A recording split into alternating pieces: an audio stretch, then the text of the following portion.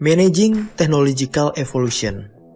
Hadirnya teknologi baru yang beragam membuat sebagian pengusaha fokus pada masalah-masalah yang ditimbulkan oleh perubahan hadirnya teknologi, yang seharusnya memilih jalan untuk bertransisi dengan teknologi baru dalam proses bisnisnya.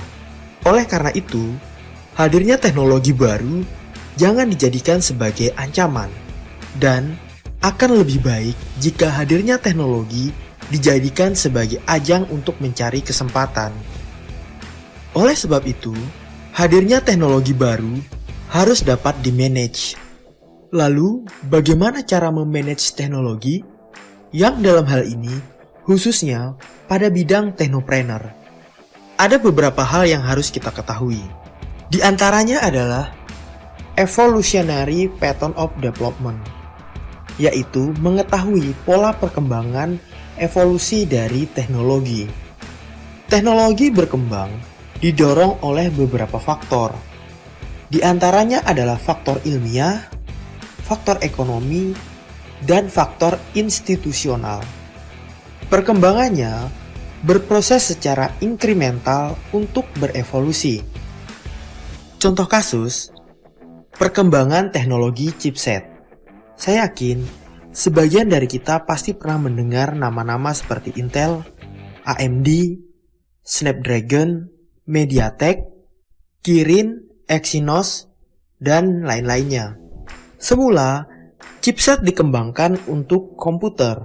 Namun pada perkembangannya, teknologi chipset peruntukannya telah bergeser dari komputer berkembang menuju pada smartphone, gadget, dan lain-lainnya.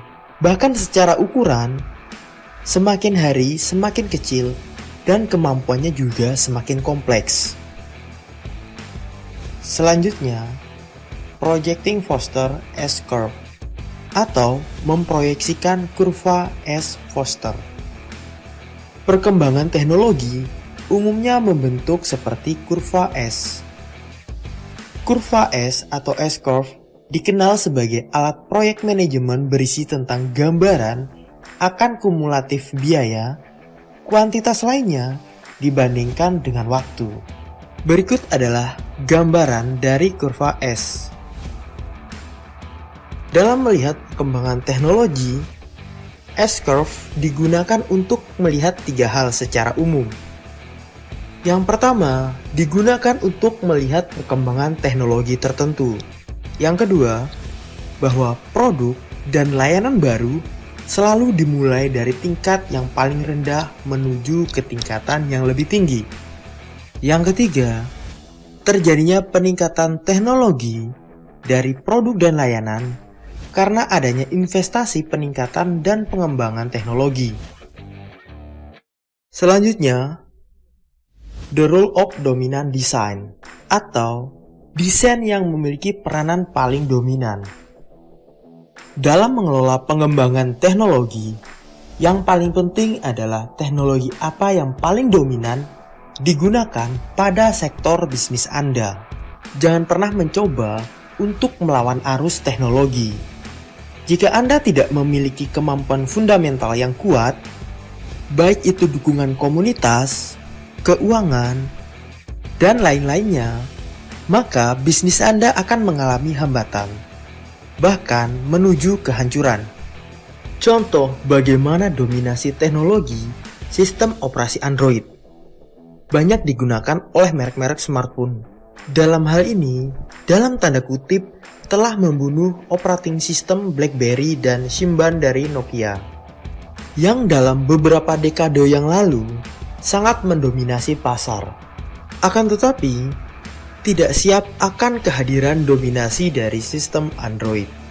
Menggunakan pendekatan teknologi yang banyak digunakan konsumen akan mempermudah pengenalan produk dan jasa yang sedang Anda tawarkan.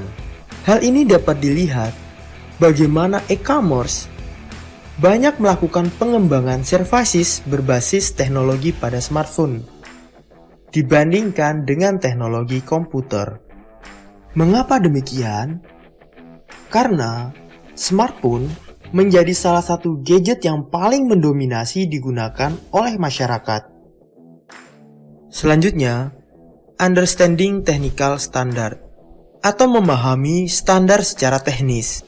Dalam menggunakan teknologi, sebuah bisnis harus mematuhi standar yang telah ditetapkan pada industri tersebut ataupun penggunaan teknologi yang ia pilih. Contoh, ada sebuah standar yang telah disepakati untuk seluruh dunia dalam penggunaan layout keyboard, yaitu QWERTY. Dan hal ini telah dipatuhi oleh seluruh produsen komputer di seluruh dunia.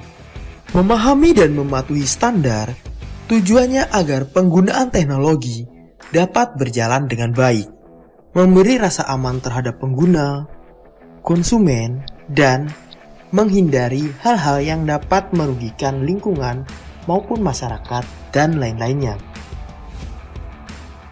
Dan yang terakhir, evolution in increasing return business atau evolusi dalam peningkatan bisnis dan pengembalian.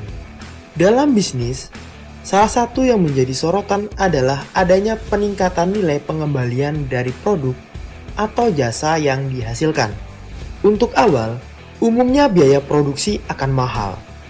Namun, dengan semakin meningkatnya volume penjualan, biaya marginal yang semakin menurun akan membuat biaya per unit produksi akan semakin kecil.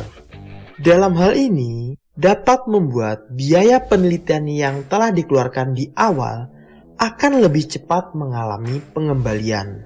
Berbicara tentang technopreneur, untuk memperoleh break-even point atau BEP dan memperoleh keuntungan yang optimum dapat dipengaruhi oleh faktor eksternal. Dalam hal ini, memiliki korelasi dengan bisnis Anda. Contoh, mudah dan terjangkaunya internet, harga smartphone, tersedianya berbagai macam platform pembayaran, akan membantu meningkatkan bisnis Anda, terutama pada bidang teknologi, baik secara langsung maupun tidak langsung. Mengapa demikian? Coba diperhatikan lagi. Beberapa teknologi yang telah disebutkan tadi akan membuka peluang Anda untuk melakukan promosi ataupun membuat masyarakat secara perilaku akan berubah lebih konsumtif, ingin mendapatkan sesuatu dengan mudah, pada akhirnya akan memberi kesempatan bagi produk dan jasa yang Anda buat untuk mereka miliki. Sekian video kali ini, sampai berjumpa pada video berikutnya.